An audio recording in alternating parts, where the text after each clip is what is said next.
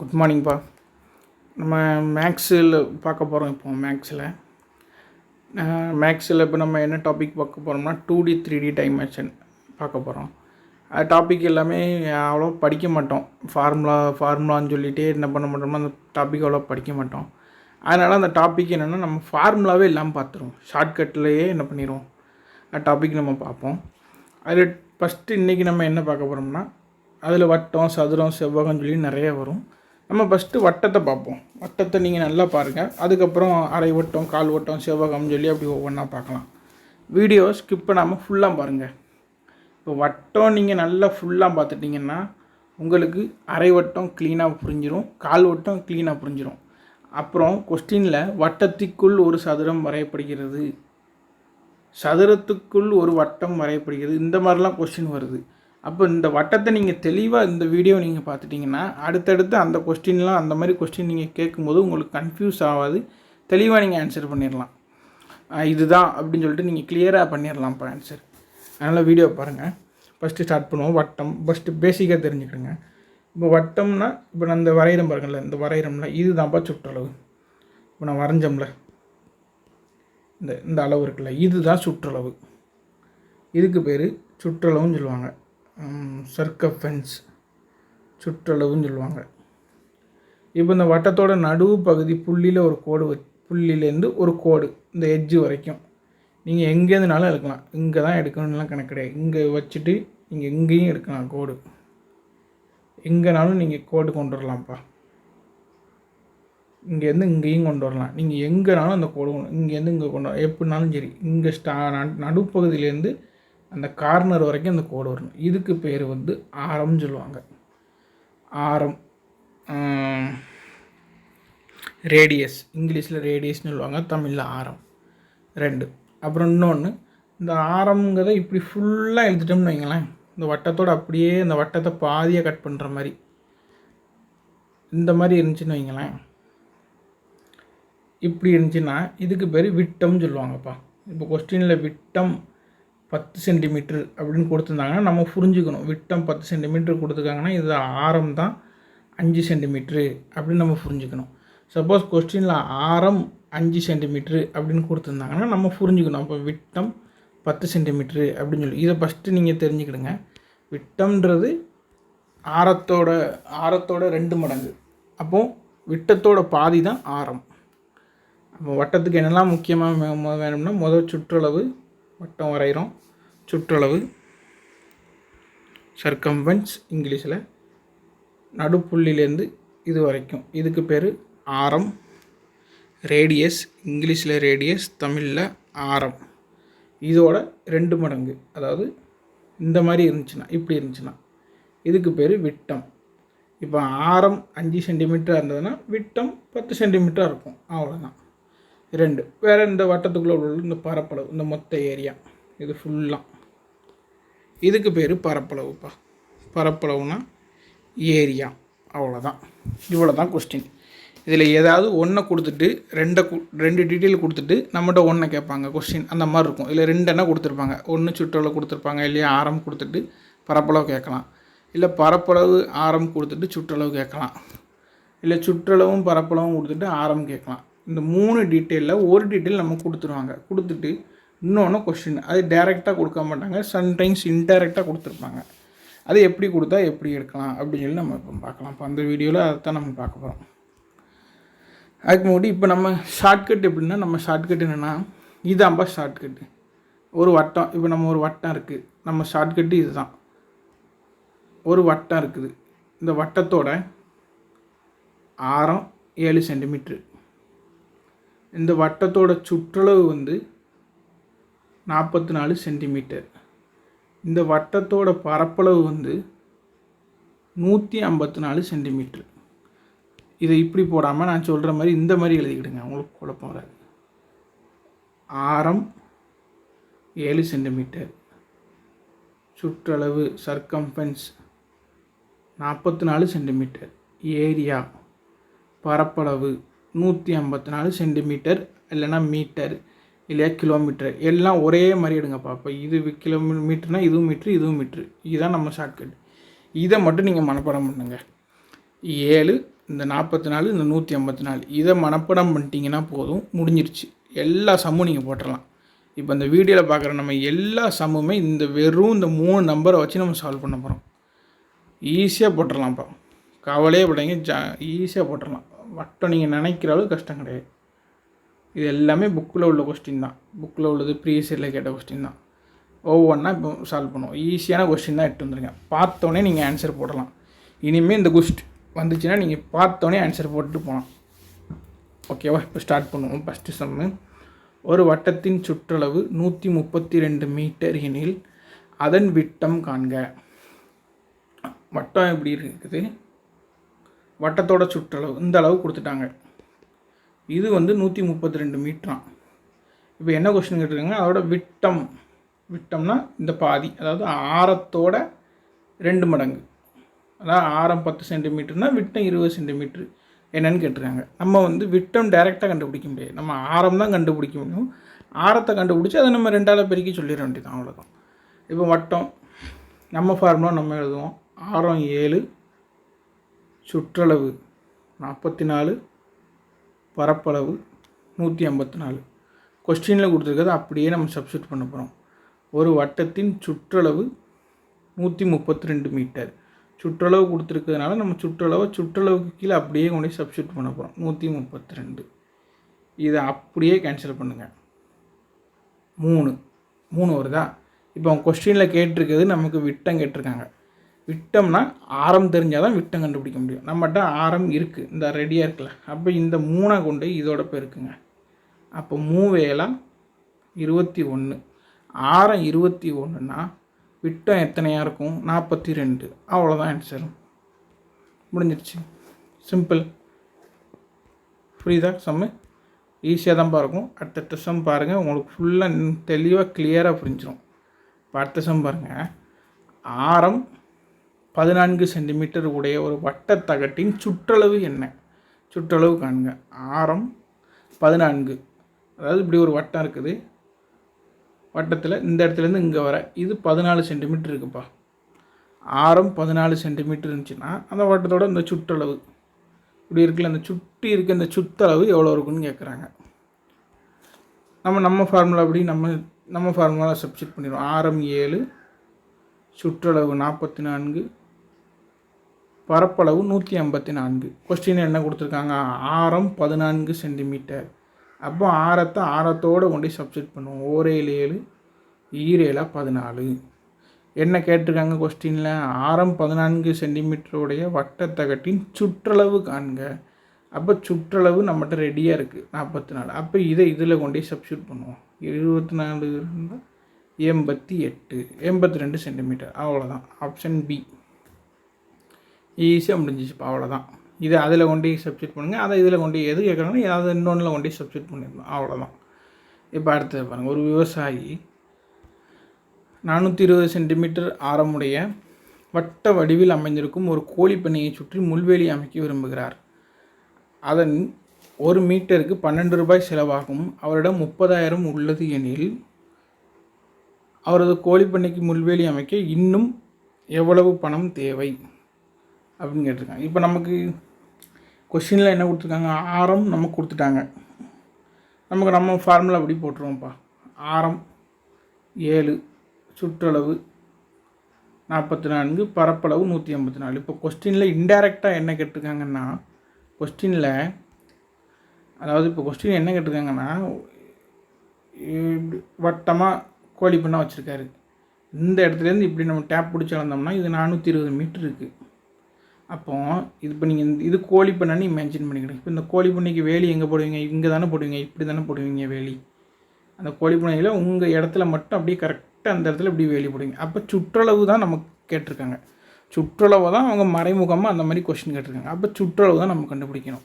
நமக்கு ஆரம் கொடுத்துட்டு சுற்றளவு கேட்டிருக்காங்க. சுற்றளவு கண்டுபிடிச்சதுக்கப்புறம் அதை நம்ம 12ஆல் மல்டிபிள் பண்ணணும், அவ்வளோதான். இப்போ ஃபஸ்ட்டு ஆரம் கொடுத்துருக்காங்களோ அதை அப்படியே நம்ம இருக்கிறத வச்சு நம்ம சப்ஸ்டிட் பண்ணி ஆன்சர் கொண்டு வந்துடும். ஆரம் 7, சுற்றளவு 44, பரப்பளவு 154. கொஸ்டினில் நமக்கு கொடுத்துருக்கிறது ஆரம் கொடுத்துருக்காங்க 420 மீட்டர். அப்போ இந்த ஆரத்தை நம்ம ஆரத்தோடு கொண்டு சப்ஸ்டிட் பண்ணுங்கள். 1 7 7, 6 7 42. அப்போ 60. இப்போ இந்த 60 நமக்கு சுற்றளவு தானே தேவை, நம்மகிட்ட சுற்றளவு ரெடியாக இருக்குது 44. அப்போ இந்த 60 கொண்டு வந்து இந்த 44ஓட மல்டிபிள் பண்ணுங்கள்.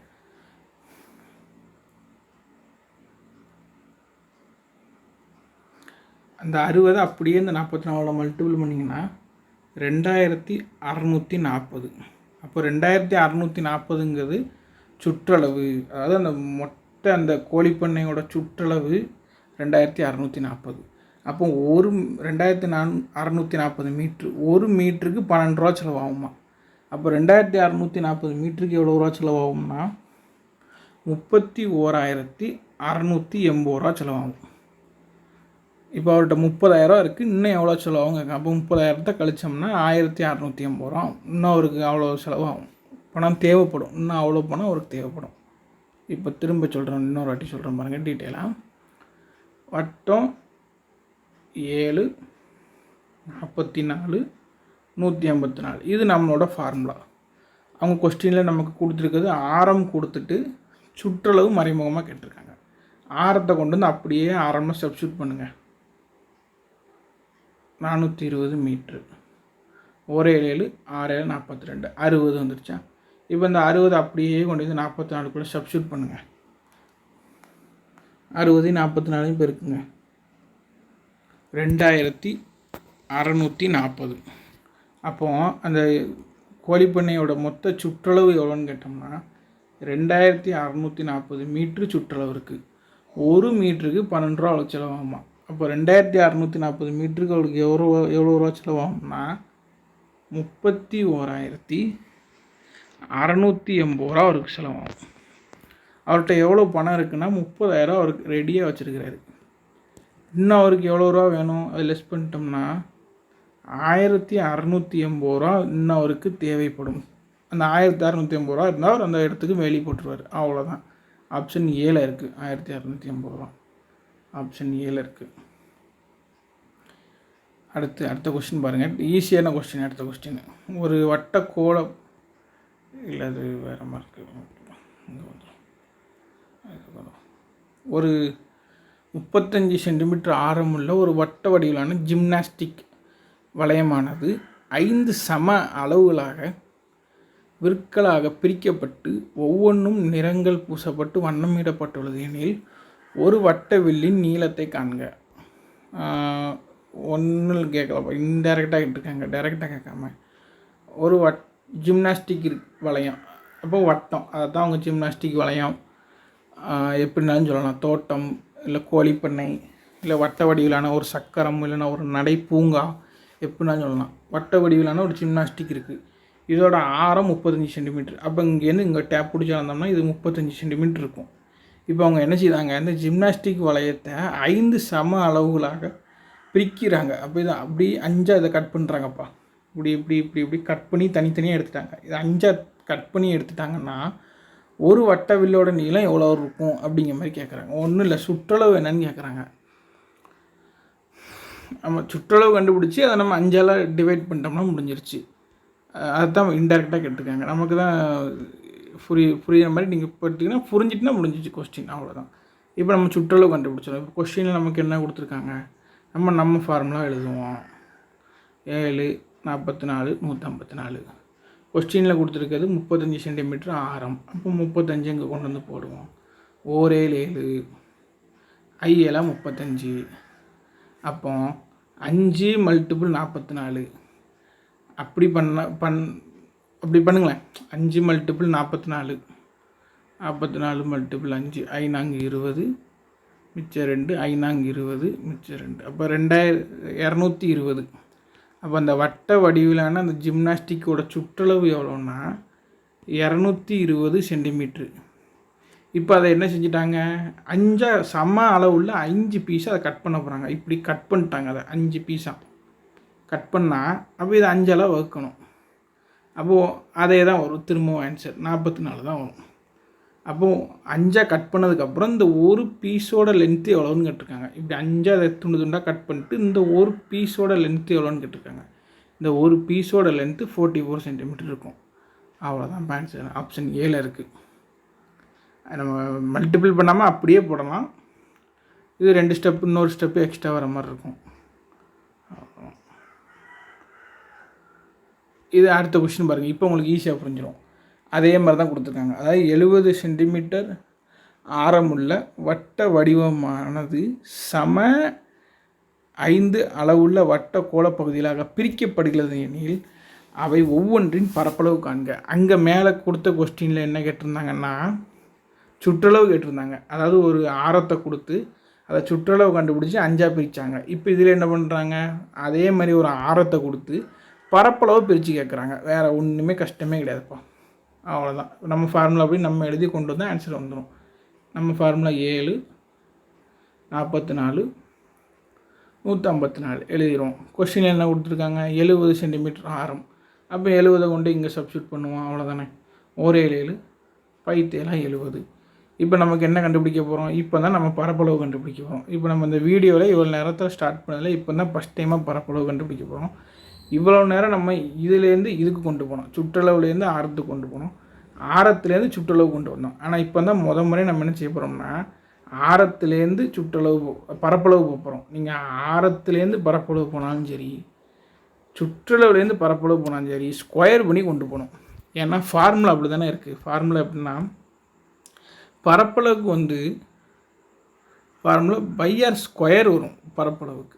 ஆனால் சுற்றளவுக்குள்ள ஃபார்முலா 2/r வரும். இந்த இடத்துல 2ஆல் மல்டிபிள் பண்ணுற மாதிரி, இந்த இடத்துல ஸ்கொயர் பண்ணுற மாதிரி இருக்கும். அது நமக்கு இதை மட்டும் நீங்கள் புரிஞ்சுக்கிடுங்க. அது ரொம்ப இது பண்ண வேண்டாம். அதாவது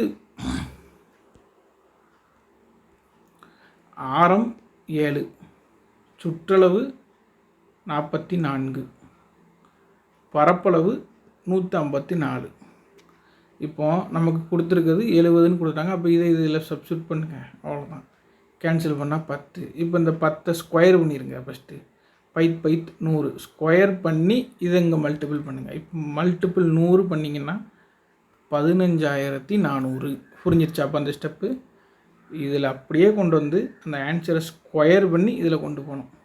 சப்போஸ் நீங்கள் சுற்றளவுலேருந்து வந்தாலும் அப்படி தான் ஸ்கொயர் பண்ணி இங்கே கொண்டு போகணும். அப்படின்னா தான் ஆன்சர் கரெக்டாக வரும். அது இப்போ அடுத்தடுத்த சம் நீங்கள் பார்க்கும்போது உங்களுக்கு இன்னும் கொஞ்சம் கிளியர் ஆகிடும். இப்போ இந்த சம் முடிச்சிருவோம். 7 44 154. ஓகே. ஃபஸ்ட்டு ஸ்டெப் என்ன, 70 சென்டிமீட்டர் ஆரம் உள்ள வட்டமானது. அப்போ எடுத்துருவோம் 70. இதை இங்கே கேன்சல் பண்ணோம்னா என்ன 10, இதை ஸ்கொயர் பண்ணோம்னா 100. அப்போ இந்த 100 அப்படியே கொண்டு இங்கே பெருக்குவோம். அவ்வளோதான். 15400 பரப்பளவுப்பா. 15400 சென்டிமீட்டர் பரப்பளவு இருக்குது. பிரிச்சுட்டு அதை 5 சம அளவுள்ள வட்ட கோள பகுதிகளாக பிரிக்கப்பட்டு ஒவ்வொன்றின் பரப்பளவையும் காண்க. அப்போ இந்த வட்டத்தோட பரப்பளவு நம்ம இப்போ கண்டுபிடிச்சிட்டோம். இப்போ ஒரு வட்டம் இருக்குது. இந்த வட்டத்தோட இந்த மொத்த பரப்பளவு 15400. இப்போ அவங்க என்ன பண்ண போகிறாங்கன்னா இந்த வட்டத்தை அப்படியே 5ஆக கட் பண்ண போகிறாங்க. சம அளவில் இருக்க ஒரு 5 பீஸாக கட் பண்ணிட்டாங்கன்னா ஒரு பீஸோட அளவு என்னன்னு கேட்குறாங்க.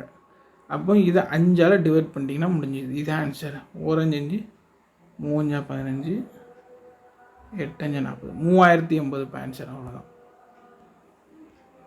3080 ஆன்சர். ஆப்ஷன் பியில் இருக்குது. 3080.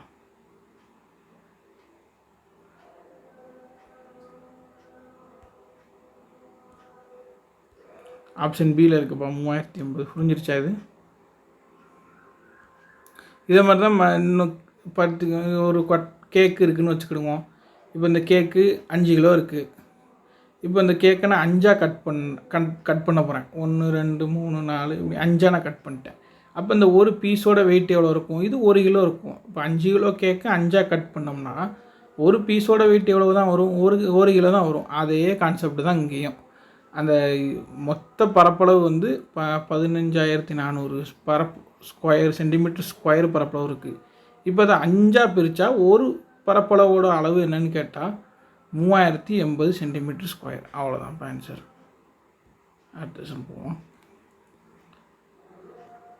கயிற்றில் கட்டப்பட்ட ஒரு மாடு மேய்ந்த பகுதியின் பரப்பளவு 9856 சதுர மீட்டர் எனில் கயிற்றின் நீளம் காண்க.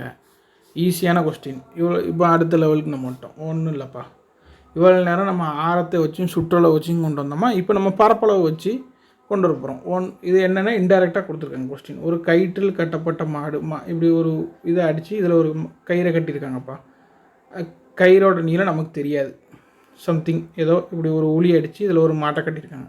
இப்போ அந்த மாடு மேய்ந்த பகுதி அப்படின்னா இப்படி அந்த மாடு இப்படி மேயுது, இப்படி இந்த ஏரியா ஃபுல்லாக அந்த மாடு மேய்ஞ்சிருக்கும், அவ்வளோதான். அதாவது இன்டெரக்டாக என்ன சொல்கிறாங்கன்னா, இந்த கயிறில் கட்டப்பட்ட மாடு மேய்ந்த பகுதிங்கிறது ஒரு வட்டம், அதை தான் இன்டெரக்டாக சொல்கிறாங்க. ஒரு வட்டமாக அந்த மாடு இப்படி இருக்குன்னு இங்கே உளி அடித்து இந்த இடத்துல இந்த மாடு நிற்கிதுன்னு வச்சுக்கிடுவோம்.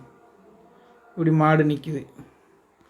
இப்போ இந்த மாடு மாதிரி இல்லையோ, சரி ஓகே, மாடு நிற்கிது. இப்போ இந்த மாடு இப்படி புல்லபூர்வமாக மேய்ஞ்சிக்கிட்டு சுற்றி இந்த கயிறு தாண்டி அது போக முடியாது. அப்போ இவ்வளோ தான் அது மேய முடியும், இதை தாண்டி அது போய் மேய முடியாது. ஏன்னா அது அவ்வளோதானே, கயிறு லென்த் அவ்வளோதானே கொடுத்துருக்கு, அதுக்கு தாண்டி அது போக முடியாது. அப்போது அது எவ்வளோ ஆண்டு மேய்ஞ்சிச்சு அப்படின்னு சொல்லிட்டு நம்ம கொடுத்துட்டாங்க. அந்த மேய்ந்த பரப்பளவு நம்ம கொடுத்துட்டு அப்போது கைத்தோட நீளம் எவ்வளோன்னு கேட்குறாங்க. அப்போது பரப்பளவை கொடுத்து நம்மகிட்ட என்ன கொஸ்டின் கேட்குறாங்கன்னா ஆரம் கேட்குறாங்க. புரிஞ்சுதா கொஸ்டின்? அதாவது இப்படி இருக்குப்பா, இது கயிறு. ஆமாம், இந்த கயிறில் இப்போ இந்த மாடுங்க கட்டியிருக்கோம், அது இப்படி சுற்றி இந்த இடம் பூரா மேய முடியும். அப்போ கயிறு இந்த பக்கம் போகும், கயிறு இந்த பக்கம் வரும், கயிறு இந்த பக்கம் வரும். அவங்க கேட்டிருக்க கொஸ்டின் ஆரம் தான் நம்மகிட்ட கேட்டிருக்காங்க. அப்போ ஆரம் பரப்பளவை வச்சு நம்ம ஆரத்தை கண்டுபிடிச்சிட வேண்டியதான், அவ்வளோதான். நம்ம ஃபார்முலா எழுதிட வேண்டியதான். ஆரம் 7, பரப்பளவு சுற்றளவு 44, பரப்பளவு 184. இப்போ கொஸ்டினில் என்ன கொடுத்துருக்காங்க? பரப்பளவு கொடுத்துருக்காங்க. அப்போ அப்படியே நேராக கொண்டு வந்து சப்ஸ்டியூட் பண்ணிட வேண்டியதான். 9, 8, 5, 6 இதை அப்படியே சப்ஸ்டியூட் பண்ணிங்க. இதை அப்படியே இதில் கொண்டு சப்ஸ்டியூட் பண்ணிட வேண்டியதான். இதை அப்படியே இதில் சப்ஸ்டியூட் பண்ணிங்கன்னா அப்படியே நீங்கள் கேன்சல் பண்ணி அந்த 64 வரும் ஆன்சர். இப்போ இந்த 64 இப்போ நம்ம என்ன கேட்டிருக்காங்க? நம்மகிட்ட ஆரம் கேட்டிருக்காங்க. அப்போ இந்த 64 ஆரத்தோடு கொண்டு வந்து நம்ம பெருக்கணும். ஆனால் இந்த 64 நீங்கள் அப்படியே பெருக்கக்கூடாது, அங்கே நம்ம ஸ்கொயர் பண்ணி கொண்டு போனோமா, அப்போ இதை நம்ம ஸ்கொயரை விட்டு வெளியே எடுத்துகிட்டு வரணும். இந்த 64 ஸ்கொயரை விட்டு வெளியே எடுத்திங்கன்னா 8. அப்போ 8 எல்லாம்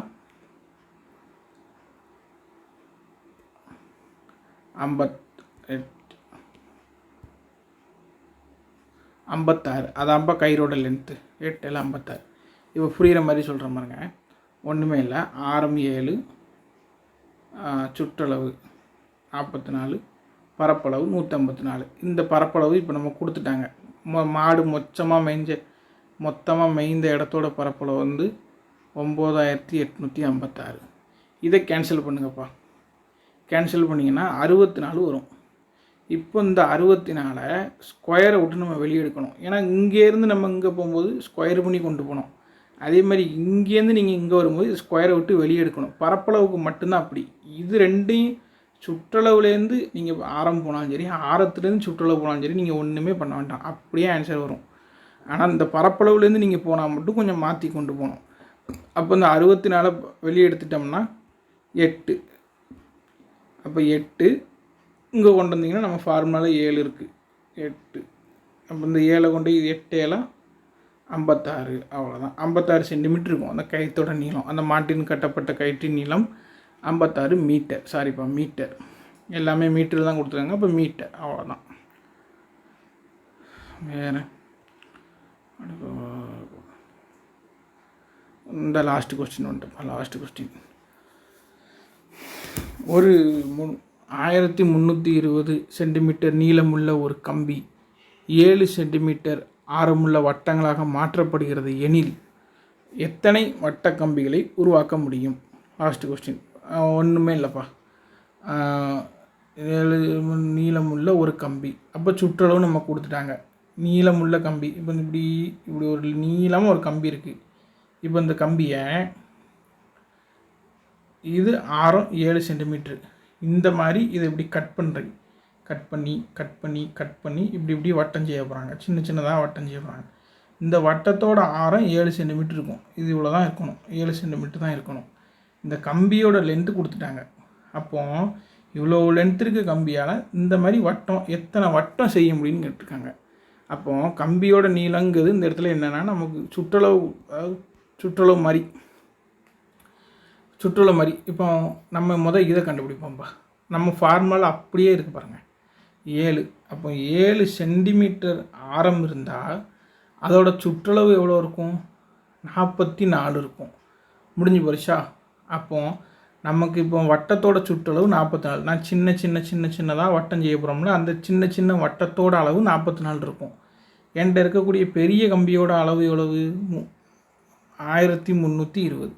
அப்போ இதையும் சப்ஸ்டியூட் பண்ணிங்கன்னா முடிஞ்சு போச்சு, ஆன்சர் அவ்வளோதான். ஒன்றுமே செய்ய வேண்டாம்ப்பா, ஒரே ஸ்டெப்பு, டிவைட் பண்ண ஆன்சர் அவ்வளோதான். 1320 கொஸ்டின்லாம் அவன் கொடுத்துட்டான். இவ்வளோ லென்த்தில் ஒரு கம்பி இருக்குது. இந்த கம்பி இப்படி கட் பண்ணி நீங்கள் 7 சென்டிமீட்டர் ஆரம் இருக்கக்கூடிய வட்டமாக மாற்றணுங்க. அப்போ 7 சென்டிமீட்டர் ஆரம் இருக்கக்கூடிய வட்டத்தோட சுற்றளவு எவ்வளோன்னா 44 சென்டிமீட்ரு இருக்கணும். அப்போ இதை அப்படியே இதை டிவைட் பண்ணால் 1320 டிவைட் பண்ணோம்னா ஆன்சர்ப்பா. அடித்தோம்னா 3, அவ்வளோதான். 30 ரவுண்டு தான் செய்ய முடியும். புரிஞ்சிச்சா? அப்போ 30 ரவுண்டு தான் நம்மளால் உருவாக்க முடியும். அவ்வளோ லென்த்தான கம்பியை வச்சு 7 சென்டிமீட்டர் ஆரத்தில் இந்த மாதிரி நம்ம ஒரு 30 வளையத்தை உருவாக்கலாம். 30 வளையத்தை நம்மளால் உருவாக்க முடியும்ப்பா. ஓகேப்பா, புரிஞ்சிருக்கும்னு நினைக்கிறேன். புரியலைன்னா இன்னொரு வாட்டி வீடியோ போட்டு திரும்ப பாருங்கள், ரீவைண்ட் பண்ணிட்டு திரும்ப பாருங்கள், புரிஞ்சிடும். இது கொஞ்சம் நல்லா பார்த்துக்கிடுங்க. இந்த மாதிரி தான் நிறைய கான்செப்ட் திரும்ப கேட்குறாங்க. வீடியோ கொஞ்சம் ஷார்ட்டாக வரணுமேன்றதுக்காண்டி தான் மேக்ஸ் மல்டிப்ளிகேஷன் நான் பண்ணாமல் மல்டிப்ளிகேஷன் பண்ணதை டைரெக்டாக சொல்லிட்டேன். இல்லை நீங்கள் மல்டிபிள் பண்ணி பண்ணுங்கள். நான் எல்லாத்தையும் மல்டிபிள் பண்ணி 5, 6ன்னு பெருக்கிக்கிட்டு இருந்தோம்னா ரொம்ப லென்த்தாக போயிடும் வீடியோ. அதுக்காண்டி வீடியோ 1/2 ஹவருக்குள்ளே வரணும் அப்படிங்கிறதுக்காண்டி தான் நான் மல்டிபிள் பண்ணாமல் பண்ணியிருக்கேன். பாருங்கள், இதே கான்செப்ட். இதை நல்லா நீங்கள் புரிஞ்சுக்கிட்டீங்கன்னா அரை வட்டம் கால் வட்டம் ரொம்ப ஈஸி. இதை வச்சே நம்ம அரை வட்டம் கால் வட்டம் போட்டுடலாம். அரை வட்டம் கால் வட்டத்துக்கு வேறு ஃபார்முலா வரும். இப்போ அரை வட்டத்துக்கு 2/r² வரும், கால் வட்டத்துக்கு 4/ன்னு வரும். ஆனால் இப்போ நமக்கு அரை வட்டம் கால் வட்டம் எதுவாக இருந்தாலும் சரி, நமக்கு இந்த ஒரு ஃபார்முலா இதை வச்சே போட்டுடலாம். இந்த 7, இந்த 44, இந்த 154 இதை வச்சே கொண்டு வந்துடலாம்ப்பா வட்டத்தை பொறுத்த வரைக்கும். ஓகேவா? தேங்க்யூப்பா. வீடியோ பார்த்ததுக்கு ரொம்ப நன்றி. தேங்க்யூ.